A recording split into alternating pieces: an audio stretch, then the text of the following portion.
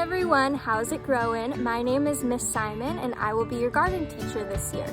This is my third year taking care of the Montecito Union School Garden, which means if you're in second grade now, I have already met you. I met you in kindergarten. So that's really exciting that I'll be having you in my class again.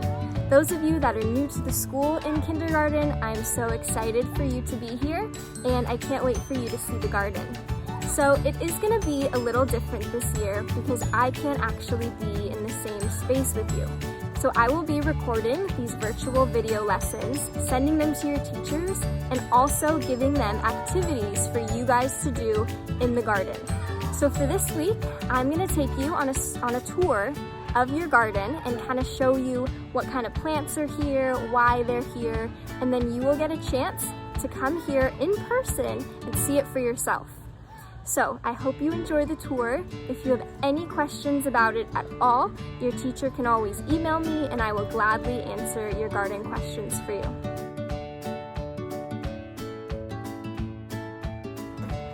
Before you get a chance to explore the garden, I want to go over a few garden agreements with you.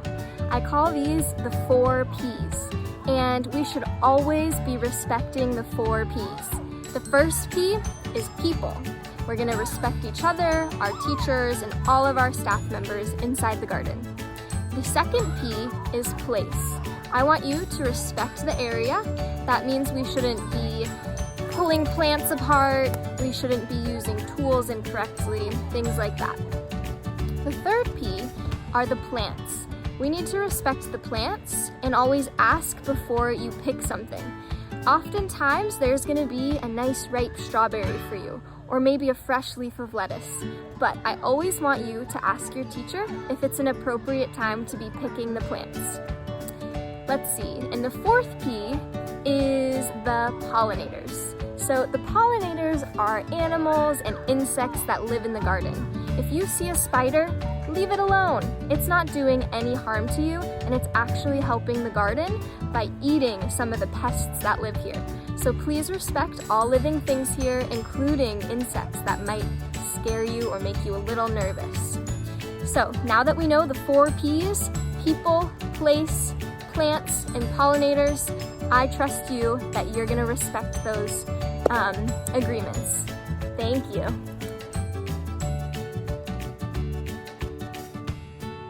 Starting from this side of the garden, we have our worm bin here on the left.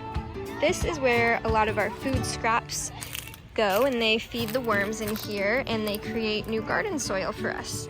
So you can see there's a lot of old food in here.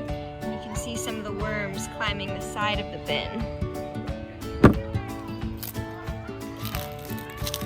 Over here we have a little strawberry patch. You can see there are a few little strawberries. This is where most of our garden beds are, but we do have a few to the right as well. So in here, I just recently planted some new little baby plants.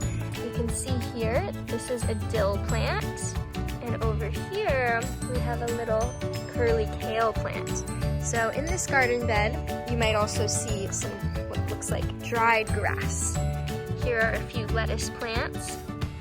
This dried grass helps to keep the moisture in the soil so that they can absorb as much water as possible before the sun comes out and evaporates the water. The grass also helps to suppress the weeds from growing, so it has 2 main purposes. Over on this side, we have some really beautiful zinnia flowers that are blooming. This is a zinnia. They come in a lot of different colors, but right now we have some pink ones. Over in this bed, you can see our marigold plant is really happy and beautiful right now. Marigolds are actually edible, so you can eat the flower petals. Down in here, we have some baby cauliflower plants and also some dino kale.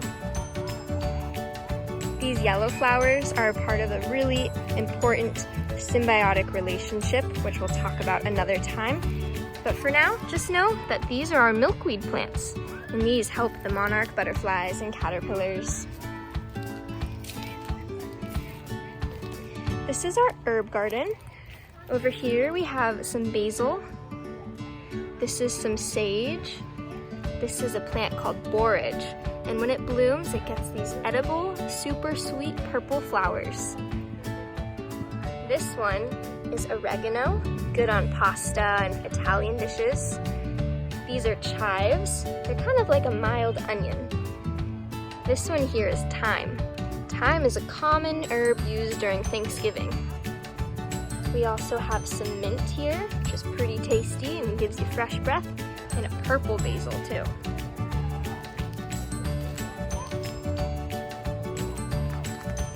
In this garden bed, again, we have lots of grass to mulch the bed and some baby plants in here, but they're a little different. This one here is going to be a celery. We have another dill, just like before, and more cauliflower and kale. In this bed, we have a whole different blend of different plants. For instance, we have some cabbage that is ready to harvest, but it looks like some bugs got to it first. We'll just have to cut that part off.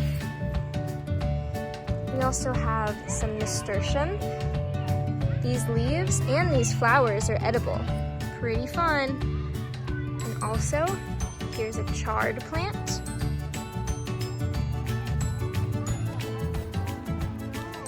These are two of my favorite plants. This is a sage, a white sage, and this one is lemon verbena.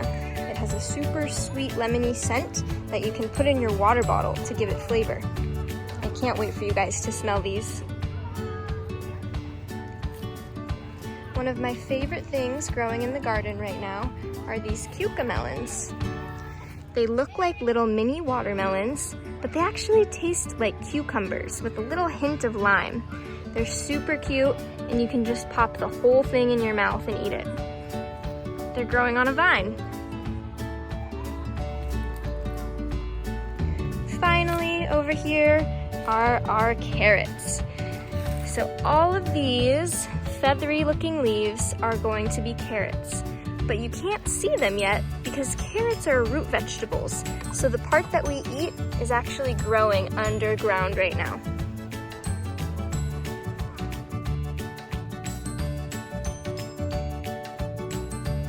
Alright, so for today, after you see this video, you're gonna get to take your own tour and explore the garden.